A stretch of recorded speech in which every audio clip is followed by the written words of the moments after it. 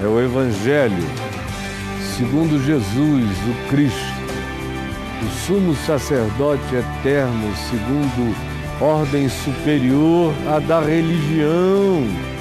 Ele é o nosso Senhor, Rei, sacerdote, Salvador e intercessor. Hoje eu lerei palavras de Jó, manifestando a sua fé e a sua confiança em Deus, a sua evocação de Deus para defendê-lo de Deus e dos homens. Jó pede para Deus salvá-lo do absurdo. É assim que ele diz no capítulo 16, do verso 18 em diante, que diz assim: ó terra, não cubras o meu sangue, e não haja lugar em que se oculte o meu clamor. É o sangue do inocente, como o sangue de Abel, que clama diante de Deus, que existe como clamor contínuo diante de Deus, pedindo justiça contra a iniquidade praticada, seja em relação ao fraco ou a qualquer outro ser humano.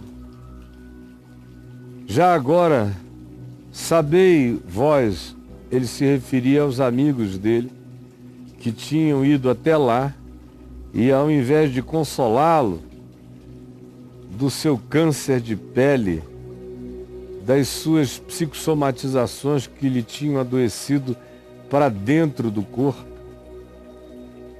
de tudo aquilo que o tinha feito ficar purulento, um ente de chagas, um pus ambulante, com um hálito tão inflamado que de longe se percebia, que perdeu num só dia todos os filhos e em outro dia todos os seus bens, e logo depois vem a sua mulher e diz: amaldiçoa a Deus e morre.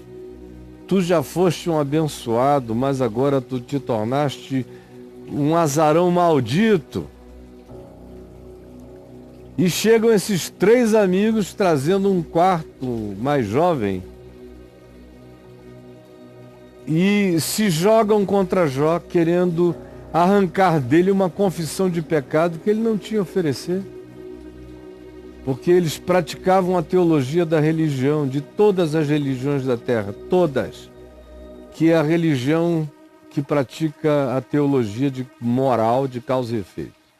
Se tem alguma coisa doída, algum fracasso, alguma realidade negativa acontecendo com alguém, logo esses intérpretes que pensam a partir dessas categorias que não tem nada a ver com o Evangelho, dizem que foi um pecado escondido ou muitos pecados escondidos que fizeram com que uma calamidade tão pesada se abatesse sobre a pessoa, de modo que para cada efeito maligno teria que ter uma causa a justificá-lo e a produzi-lo. Era isso e é isso que esses amigos de Jó fazem, porque é assim que pensam.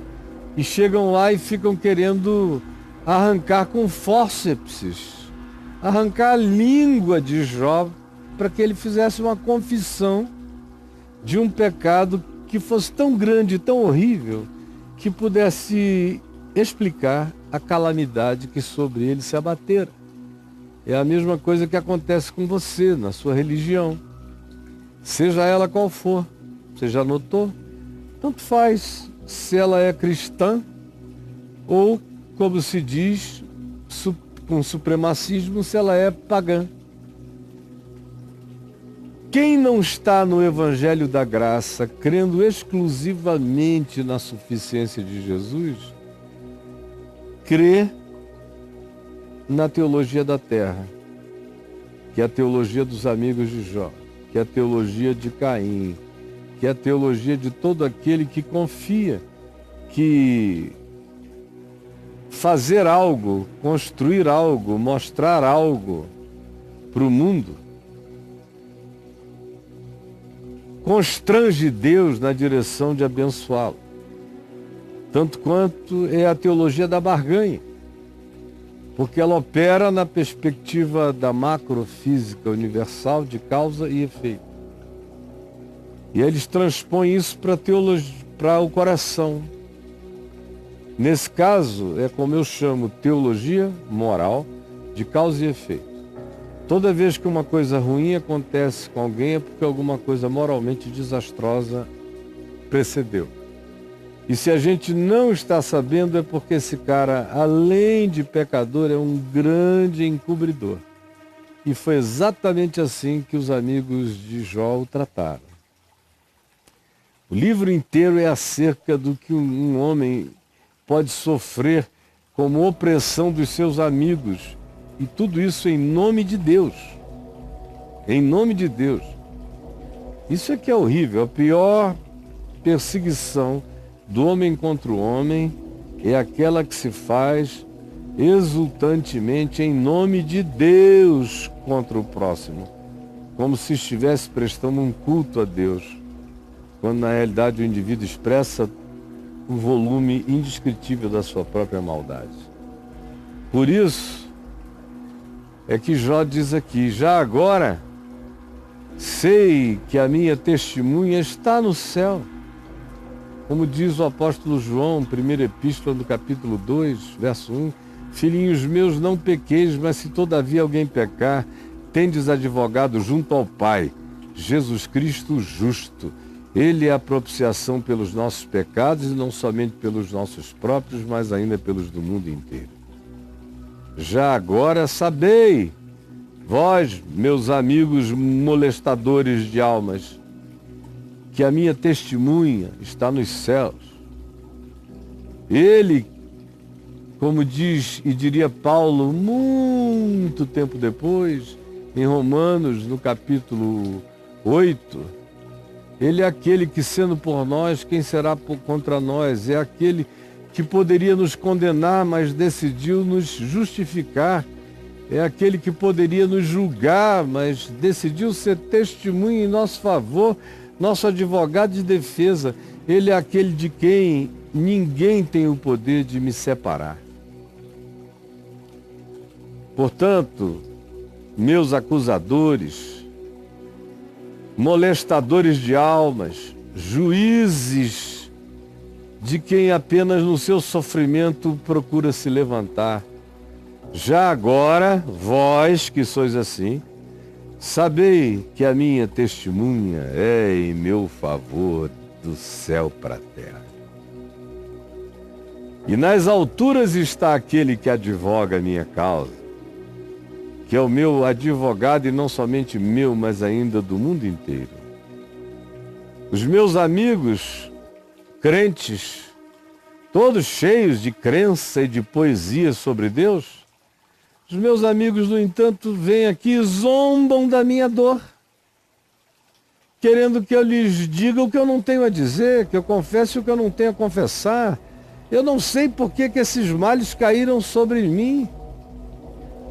Os meus amigos, no entanto, zombam de mim, mas os meus olhos se desfazem em lágrimas diante de Deus, dizendo: ó Deus, eu estou cercado pelo absurdo e por acusadores molestadores. Ó Deus, eu só tenho a Ti, ser o meu advogado. Eu estou na Tua presença todos os dias para que Tu mantenhas o meu direito e o direito de todo homem contra o próprio Deus. Eu estou pedindo a Deus que advogue a minha causa contra Deus. Eu estou pedindo a Deus que advogue a minha causa contra o absurdo, contra o inexplicável, contra o incompreensível, contra a própria soberania de Deus, porque eu só estou esmagado e não tenho explicações a dar, e nem sei por que Deus está permitindo isso comigo, mas eu, no entanto, em lágrimas constituo Deus como meu advogado, para que ele mantenha o meu direito contra a própria ideia de Deus. ou as evocações de Deus feitas pelos meus amigos e pelos homens contra mim. Eu sei que dentro de poucos anos eu vou embora daqui. Mas, Senhor, eu te imploro e eu te invoco e te tomo como minha testemunha contra o Deus dos meus amigos, contra o Deus dos meus acusadores, contra o Deus dos meus detratores. Eu constituo meu advogado eterno contra o Deus que eles criaram para molestar e oprimir a alma dos angustiados. E eu ainda verei a soberania da tua manifestação, julgando o Deus deles, o Deus dos acusadores, o Deus dos molestadores, o Deus dos opressores do homem contra o homem. O meu espírito se vai sumindo no meio das minhas dores. Os meus dias estão se apagando. E só tenho perante mim, do ponto de vista da linearidade histórica, a própria sepultura diante dos meus olhos no mundo, na terra. Particularmente, tu sabes que eu estou, de fato, cercado de zombadores. Zombadores, detratores, atrevidos, implacáveis, que querem arrancar de mim alguma justificativa para eles não entenderem, para eles não aceitarem que um homem bom que anda na tua presença pode também sofrer todos os males, porque as chuvas vêm para quem construiu a casa na rocha, tanto quanto para quem construiu a casa na areia. Eu não edifiquei a minha na areia, mas na rocha da tua palavra.